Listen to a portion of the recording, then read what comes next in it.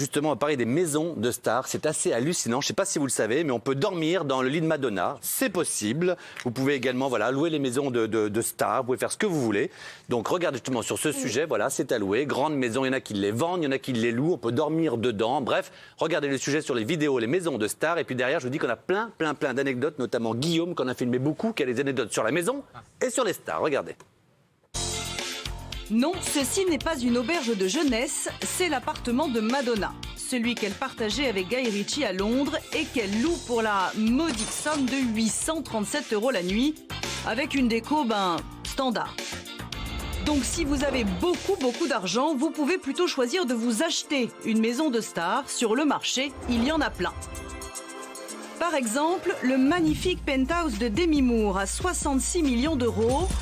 Immense salon lumineux tout en moquette, 3 étages de bois, de baies vitrées, de bois, de baies vitrées et cerise sur le gâteau, vue imprenable sur Central Park. À vendre aussi, la propriété de Johnny Depp et de Vanessa Paradis dans le sud de la France, un truc de fou avec vignes, bar, restaurant privé, chapelle au fond du jardin, 2 piscines et même une roulotte. Le prix 35 millions d'euros. Et si vous avez 12 millions de plus, vous pouvez aussi avoir le penthouse de Johnny Depp à Los Angeles. Profitez-en, il n'a pas trouvé preneur pour l'instant. Parce que la vérité, c'est que les maisons de stars sont tellement dingues qu'elles sont presque invendables. Céline Dion a mis 4 ans à se débarrasser de son palace de Miami. Plage privée, 2 toboggans, salle de jeu, simulateur de golf et même des fauteuils pieds dans l'eau. 22 000 mètres carrés qu'elle a fini par brader à 50%. Mais au final, acheter une maison de star, ça vous fait rêver ? Ah, ça, j'y suis allé. Franchement, c'est magnifique. Ça fait quand même vraiment rêver. Là, on va être honnête, c'est un autre monde. On peut travailler toute notre vie. Voilà, ça, ce sont des gens qui ont une vie qu'on n'aura jamais. On parle de millions et de millions. Sébastien, ces maisons, vous les avez souvent vues, j'imagine, photographiées. C'est intéressant, ça, pour un paparazzi ? Oui, alors surtout aux États-Unis, mais c'est vrai que nous, le jeu, c'était de se mettre de mèche avec les agents immobiliers à Los Angeles, avoir les bons. Et dès qu'il y avait une maison qui était prête à être achetée, on prenait un hélicoptère, là, comme on voit sur les images. C'est vos images à vous, ça ? Oui. Ouais.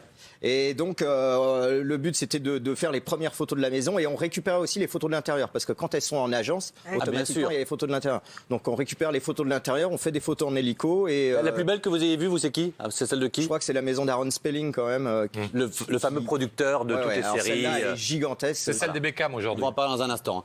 Donc, c'est quoi celle des Beckham ? C'est celle-là, celle d'Aaron Spelling. Aaron Spelling, qu'il a après, ça a été sa fille et aujourd'hui, c'est les Beckham qu'il est. C'est la plus grande maison des États-Unis. J'y suis allé, elle fait, je crois qu'il y a 127 pièces. C'est la première, vous voyez, c'est celle. Alors, justement, regarde, on a le top 5 des maisons. Voilà, il y a la maison de Céline Dion, 61 millions de dollars. D'euros, pardon. 61 millions d'euros, c'est quand même hallucinant. Voilà, Beyoncé, Jay-Z, 78. Gianni Versace, ça c'est à Malibu. Non. C'est Miami. Ah pardon, Miami, pardon, absolument. 85 millions d'euros. Bill Gates, 127. Et Victoria David Beckham, dont vous parliez, 180 millions d'euros. Qu'est-ce qu'elle a de particulier ? Donc celle-là maintenant. C'est gigantesque. Alors c'est horrible, je suis allé dedans, c'est horrible. Ah, tout est en marbre, la télé est en marbre, les canapés sont... C'est horrible, c'est horrible. Attendez, vous êtes allé dedans à quelle occasion ? Pour un tournage, je tournais avec Aaron Spelling. Vous voyez, il y a 4... Parlez doucement. Aaron Spelling qui est le producteur. Ah oui, le producteur, pardon, de Beverly Alors, Hills. qu'est-ce qu'elle a de particulier ? Ce qui est fascinant, c'est que déjà, vous arrivez, il y a un parking pour 100 voitures. Vous vous demandez pourquoi, on a 100 voitures. Et il y a, je crois, 20 chambres et 30 salles de bain. Il y a toujours plus de salles de bain là-bas parce que systématiquement, dans les toilettes, on peut pouvoir se repoudrer. Regardez, c'est quand même pas très beau. C'est magnifique. Ça dépend. Non mais vous êtes vulgaire donc vous trouvez ça beau.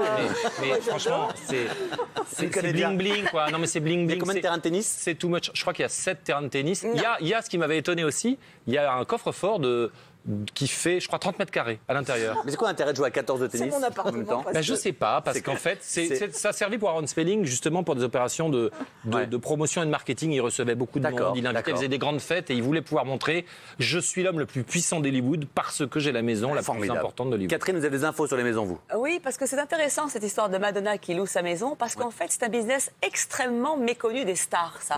Beaucoup de stars le font, même le feu Johnny Hallyday le faisait. Sa résidence de Saint-Barth était louée 5 000 $ la nuit, je crois, donc ça fait un petit 35 000 € la semaine quand même. Et ce qu'on ne sait pas, c'est qu'il y a plein de stars américaines et françaises qui le font. Vous vous souvenez de Shannon Doherty, l'héroïne de Charme? Bien sûr. Jennifer Aniston, même Patrick Dempsey louent leur maison de Malibu. Parce qu'ils ont besoin d'argent, même quand on est très riche, on a besoin d'argent. Pour deux raisons. Peut-être, d'abord, vous avez vu, c'est souvent des maisons énormes, peut-être pas aussi grandes que celle-là, qui coûtent beaucoup d'entretien à entretenir, de personnel, donc ça leur coûte beaucoup d'argent.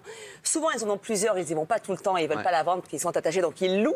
Et puis les stars, deuxièmement, ce qu'on ne sait pas, à part 15 superstars dans le monde, ils ont des revenus comme ça, même s'ils gagnent beaucoup d'argent. Bien sûr. Leurs revenus sont irréguliers. Et louer une maison, eh ben, ça laisse la garantie d'avoir un revenu régulier. Et dans le Luberon, où j'ai la mienne et moi je ne la loue pas, eh bien, il y a plein de stars qui louent leur maison.